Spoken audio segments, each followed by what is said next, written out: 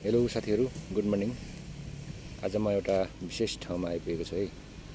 ठ्याक्कै यो ठाउँ चाहिँ शङ्खुवासभा जिल्लाको सदरमुकाम हाटबारीबाट तुमलिङटारतर्फ जाँदाखेरि बाटोमा भेटिने भेडेटार भन्ने ठाउँ हो।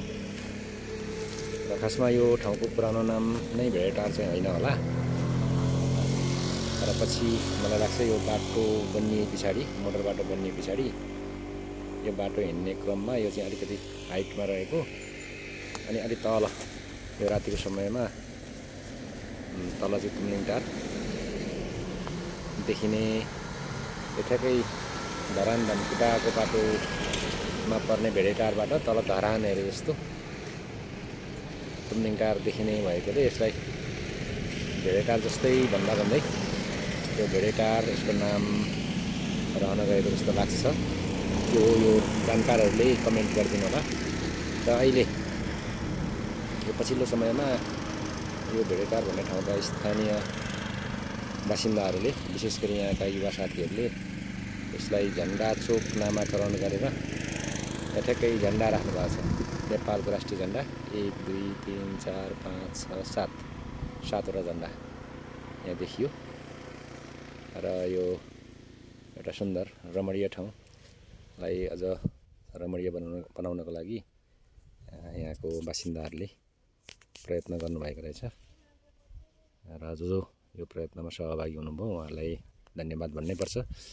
अनि तपाईहरुले पनि आफ्नो क्षेत्र वरपर आसपास रहेका यस्ता सुन्दर पर्यटकीय स्थलहरूलाई अझ राम्रो बनाएर आन्तरिक पर्यटन प्रवर्धनको लागि केही प्रयत्न गर्नु भएको छ छैन,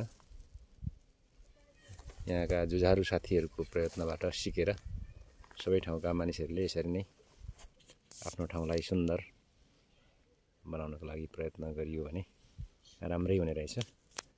र आज म यो ठाउँमा आइपुगे। यो झन्डा चोक नामाकरण भइसके पछाडि पहिलोचोटि म यहाँ आएको हुँ। र यो आएको बेलामा यो खादबारीको सेरोफेरो देखाउने क्रममा मैले यहाँहरूलाई यो भेडेटारको पछिल्लो स्वरूप देखाउने प्रयत्न गरेँ। ल यो एउटा ठुलो टर्निङ छ, यो हाइवे हो। र यहाँदेखि उतापट्टि अहिले नयाँ अर्को एउटा पिच बाटो बनाएको छ, त्यो अलि पर कहाँसम्म छ त्यसलाई पनि म पछिल्लो भिडियोमा देखाउने छु। र अहिलेलाई भने मैले यो भेडेटारका युवा साथीहरू, यहाँका स्थानीय जनसमुदायहरू सबैलाई यो सानो प्रयत्न गरेकोमा धन्यवाद दिँदै यो भिडियोलाई अन्त्य गर्नतर्फ लागेँ। यो यतापट्टिको बाटो यो खादबारीतर्फ जाने बाटो हो। यहाँ यो मेरो यो यात्राको सहयात्री जुनसेन यहाँहरूले देख्नुभयो। र आज म एउटा कामले यहाँ आउँदाखेरि साथीहरूलाई यो सानो भिडियो देखाउने प्रयत्न गरेको छु है त। थ्याङ्क्स।